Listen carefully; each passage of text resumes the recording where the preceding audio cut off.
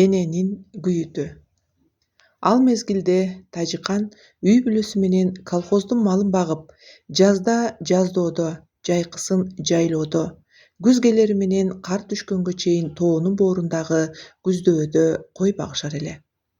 Кышында мал келин айдап, Наманган облусунун Чартак районуна көчүп барып, атайын малчылар үчүн салынган кой кашарларга кышташчу. Сайыз доорунда Өзбекстандын өрөөндөрүндөгү кой кашарларда кыргыз малчылары да кышташкан. Анткени баарынын сарайлары, жем кампалары, короолору бирдей шартта пайдаланууга берилген. Бир күнү Тажикандын жолдошу майда барат жумуш менен Наманган базарына кетти. Булардын балдары жаш, тунуулу 4тө, экинчи кызы 3тө, ал эми кичүүсү 9 айлык. Күйөөсү базардан кайтып келгенче койлорду көзөмөлдөө Тажикандын мойнунда. Малчыларда көп деле коңшу болбойт. Бир кашарда 2 чабанга ылайык бир эшиктен кирип, 2 тарапка бөлүнүп жашай турган 2ден бөлмөлүү үй. Ал эми койлору үчүн узун 2 сарай. Ар коктуда чабандар ушундай шарттагы мал кашарларда кышташат. Чартакка кар аз жаагандыктан күн ачык болгон убакта чөптү сарамжалдап, койлорду талаага жайышкан. Күздүн акыркы күндөрү аяктап, асманды сур булут каптап, муздак шамал кардан кабар айткандай. Сыртка чыккан адамды ичиркентет, үйдүн ичи да муздак. Айрыкча балалуу үй бүлөгө оор. Үйдө меш жок. Бул өкмөттүн үйүнүн кире бериши ашкана. Ал жерде очок бар. Анан төркү бөлмө. Анда тамак ичишет, укташат. Ашканада жагылган от үйдү толук ысытып жыргатпайт. Ошондуктан өзбектерди туурап булар да төркү бөлмөсүнө сандал жасашкан. Тажикан кемегедеги оттон түшкөн кыпкызыл чокту тепшиге салып көтөрүп келди да сандалга төгүп хан тактаны үстүнө койду. Калың пакта төшөгүн жаап, кымтылады. Балдарын сандалдын ичине буттарын салып отургузду. Алар кайдан отурат? Бир аздан соң оюнга алаксып чуркап кетишти. Сандал кышкысын үйдү жылытуунун салттуу ыкмасы. Үйдө жыгач болдун ордуна тереңдиги 1 метрдей, туурасы 1,5-2 метрдей ор казылып, үстүнө хан такта коюлат. Хан тактанын түбүнө кызыл жалындан калган ысык чок салынат. Чоктун ысыгын сакташ үчүн үстүн калың пакта төшөк менен жабышат. Үстөлдүн алдына бут сунуп, үй бүлө мүчөлөрү менен уй-мүйүз тартып, тегерене отурушуп, узун түндө өткөн кеткенди коурашып отуруу адатка айланган. Өзбектер болсо пияласын чайкап, буттарын ысык корго кактап, чай ичишкен. Эл ичинде бут жылуу болсо, бүт денең жылуу болот деген сөз бекеринен айтылбаса керек. Күйөөсүнүн тапшырмасы менен Тажикан талаага жайылган койлорду кайрып койбосо, башка чабандын койлоруна кошулуп кетет. Үй иштерине алаксып кеткен экен, бир убакта эсине келип шашып калды. Кичүү кызы пактасы калың салынып, тыгыз шырылган кызыл кыжым жуурканга оролуп уктап жаткан. Мен келгенче ойгонбос, жылуу жатса уйкусу да бекем болот деген ойдо ысыктын илеби келип турган хан тактанын алдына жакын жаткырды. Үстөлгө жабылган төшөктүн бир бурчун тартып жапты да, 2 баласын чурулдап ойготуп жибербесин деп, коңшусунун үйүнө киргизип жиберди. Өзү тоону көздөй чуркады. Бала ойгонгочо жетишип калуу керек. Эгер ойгонуп кыймылдаса, кокустук болуп сандалга кулап кетпесин деген ой улам келип, жаман ойду улам кубалап, боордогу койлорду кайрып жүрдү. Күн кыскарган маал. Анын үстүнө бүгүнкү күндүн ырайы башкача. Асманды сур булут каптап турат. Үйдүн ичи да көгүм тартып суз. Кыздын көкүрөгүнөн чыккан жылуу деми сандалдын астындагы кызыл чоктун илебине аралашып ысып чыкты. Чукуранып ары-бери буттары менен калың төшөктү тепкилеп жатып ойгонуп кетти. Канча убакыт өттү белгисиз, бөбөк үн салды, бирок эч ким жок. Үй тым-тырс. Апасын издеп кыңкыстады. Бирөө басып келбеди. Ошондо оодарылам дедиби Айтор кичинекей кыз сандалга кулап кетти. Чок ортодо үйүлүп турган. Кудай жалгап ага жетпей ороонун бурчуна түштү. Сандалдын төшөгү чокко тиер-тийбес абалда салаңдайт. Кичинекей Шайыргүл жөрмөлөп ордон чыгам деп жатып чыканагы менен үйүлгөн чокту таянып алды. Күрөң сатинге пахтадан жука салып, тегиз шырылып тигилген бала чапандын жеңине илешкен чоктун кору түтөп чыкты. Улам тутанып отуруп пахтага жетти. Пахтага чок тийсе, ал замат да сойлоп көөт эмеспи? Күйүк кыздын сол кол ыптасын ысыта баштады. Бала чыркырап ыйлап жандал баштайт. Ошол учурда улуу үйгө баш багып калды да, карындашын көрүп коркуп кетти. Сыртка чыгып апалап чаңырып, апасынын кеткен жолун көздөй чуркап жөнөдү. Койдун алдын кашарга кайрып коюп шашып келаткан Тажыкан баласынын үнүн угуп ого бетер коркуп кетти. Баласын көздөй арышын кең таштай баштады. Эне бала бири-бирин көздөй чуркап, бирок жетпей коюшту. Ошондогу жолдун узактыгы-ай. Апа, апа деп энтигет. Эмне болду? Айт. Шайыргүл, Шайыргүл. Андан аркысы түшүнүктүү беле. Тажыкандын эми кысылып аба жетпей селейди. Буттары шилтенбейт. Үйүн көздөй чуркайт, бирок бир жерде жылбай тургандай. Ыйлап баратат. Кудайдан чүрпөмдүн чымындай жанын алып кала көр деп жалынып баратат. Акыры үйүнө жетти. Түтүн буралып, сыртты көздөй аба менен каалгып чыгып жатыптыр. Сандалдагы түтүнгө демигип, кыздын үнү араң эле чыгып солуктайт. Чыңырган бойдон орго чуркады. Эңкейип баланы ала койду. Тирүү экен. Чапанынын сол кол тарабы күйүптүр. Шаша-буша чапанды баланын жонунан сыйрып ала койду.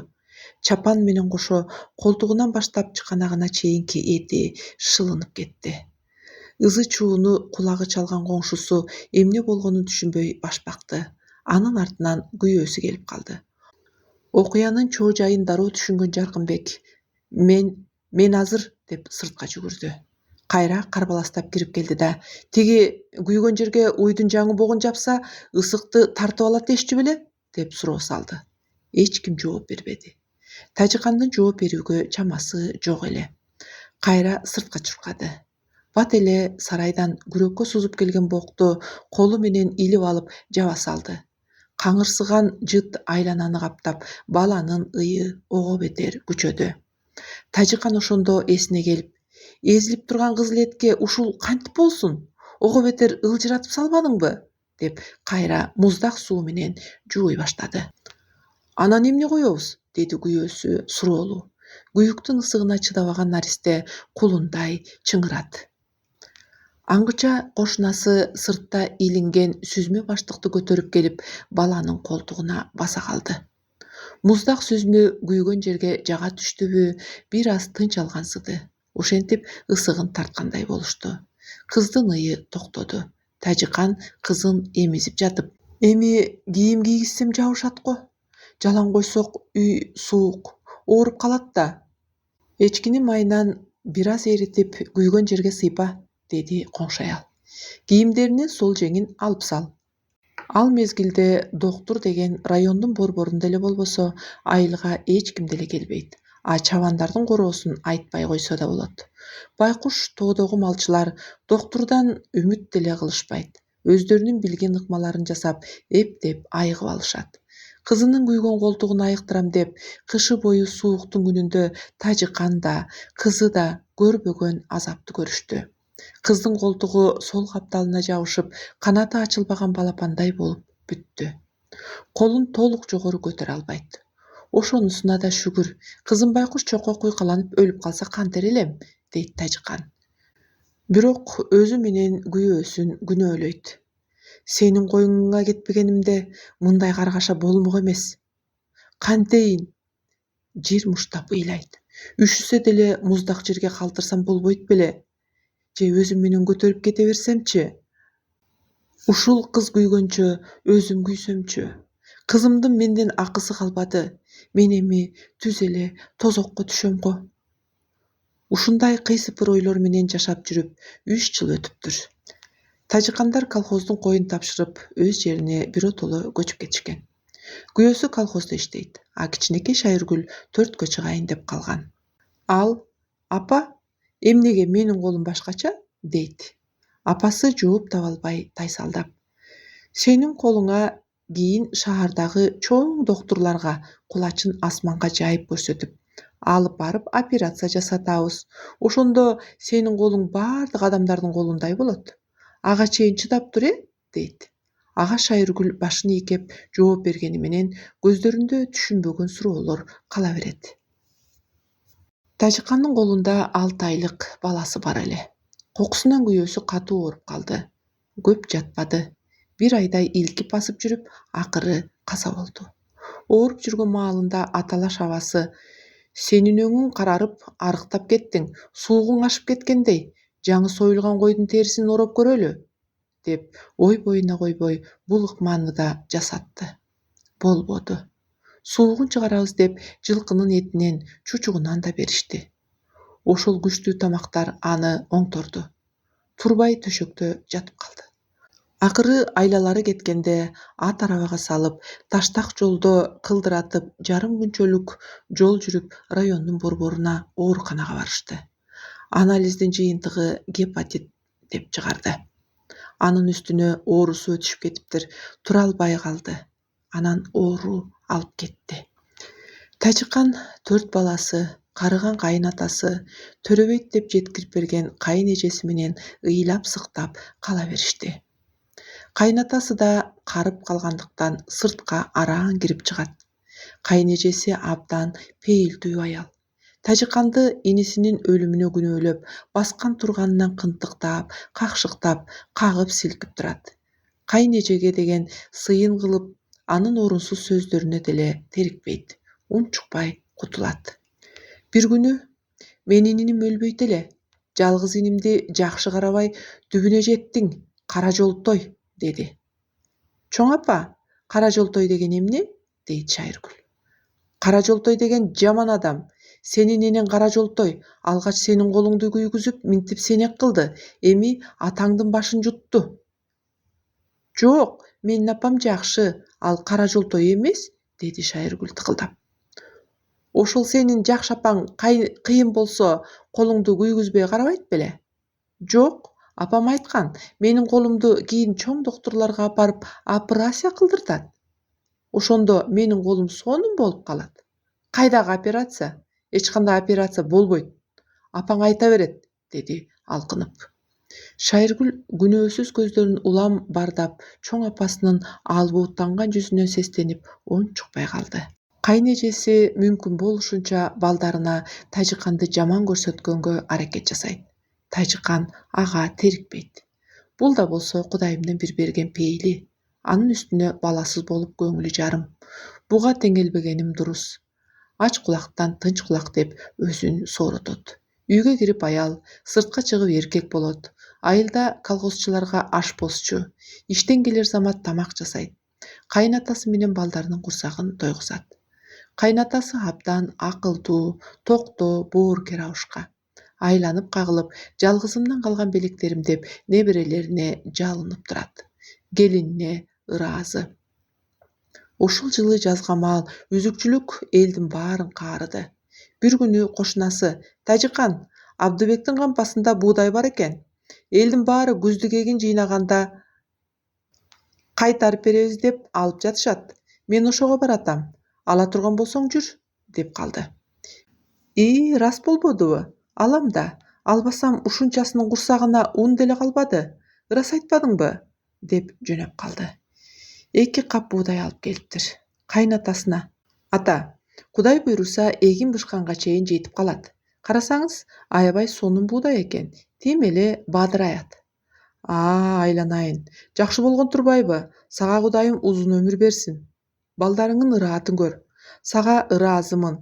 Минтип жалгызымдын түтүнүн былк этпей булатып, бир өзүң куурадың го. Абышка ичинен сызып, солуктап ыйлайт. "Ыйлабаңыз, ата. Баары жакшы болот. Сиз дагы басып кетесиз". "Кайдан, балам. Андан көрө биротоло төшөккө жатып кала электе Кудай эртерээк алса болот эле". 2 кап буудайдын бир кабын өгүзгө жүктөп барып, тегирменге тарттырып келди. Жаңы тартылган ундан камыр ачытып, ачыган камырдан алдын ала майга 7 токоч салды. Өтүп кеткен күйөөсүнө Куран окуп, балдарына берди. Анын артынан камыр жайып суюк кесме да жасап жиберди. Шайыргүл абдан зерек, кичинекей болсо да баарына акылы жетип турат. Ал кечки тамакта: "Мен чоңойгондо доктур болом. Ошондо өзүмдүн колума операция жасатам. Апамдын колу бошобой калат да. Ал баарыбызды багып, ун алып келди. Курсагыбызды тойгузат, ширин тамактарды жасап берет. Мен апама жардам берем да", деп калды.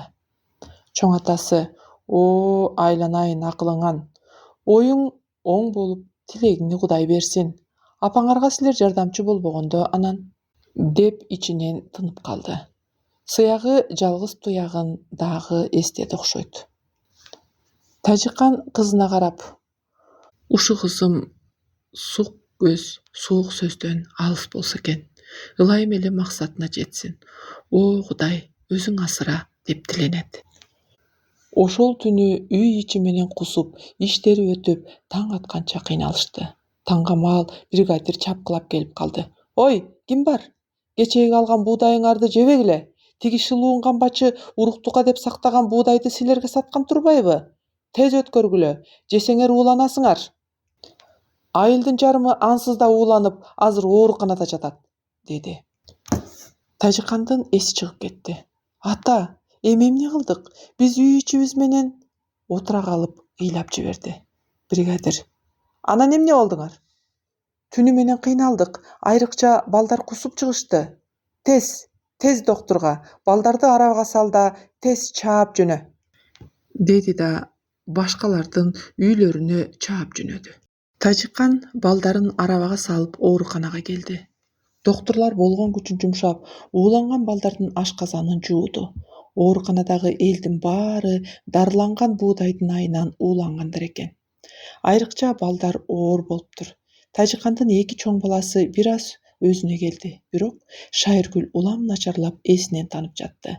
Кызынын жанынан карыш жылбай күнү түнү карады, бирок кызынын абалы начарлагандан начарлай берди. Кызынын өлүмү Тажикандын дагы бир канатын кайрыды. Кайгыга угуп кайнатасына: "Ата, Кудайга эмне жазганым бар эле? Жесир калганым аз келгенсип, эми мени баланын өлүмү менен сынайбы? Ушу кичинекей периштемди алганча мени албайт беле?" деп ботодой боздойт. Анда кайнэжеси: "Айтпадым беле? Бул кара жолтой кайдагы бир унду таап келип, баарыбыздын башыбызды бирден жутмай болду". Ал бууттанган кызын тыйганабышка: "Оозуңду жап. Сенин ушу каарыганың өттү. Баарыбыз ушул келиндин тапкан оокатын жеп отурабыз.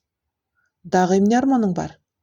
Колуна кол, бутуна бут болуп иштегендин ордуна отуруп алып каарыйсың. Экинчи ушундай сөзүңдү укпайын. Андан көрө дени кардың соо, иштесең болбойбу колхозго? Сенин башкалардан эмнең кем? Пейилиңдин тардыгын кантейин?" деди титиреген колдорун араң токтотуп. Тажикан кайнатасын бап эстеп карап, ал коосуна ээ болгон. Ошол батанын таасириби 90 ашыра жашады. Бирок Шайыргүлүнүн периштедей болуп өз колунан учуп кеткенин эстегенде: "Шакеним, периштем" деп жүрөгү эзилип кетчү. Ичинен сыздап, өзүн күнөөлөп, арманы менен азабы толуп ташып, күйүттүн күчү бастабады. Тагдырдын оор соккусунан, Кудайдын маңдайга жазганынан ким качып кутулуптур?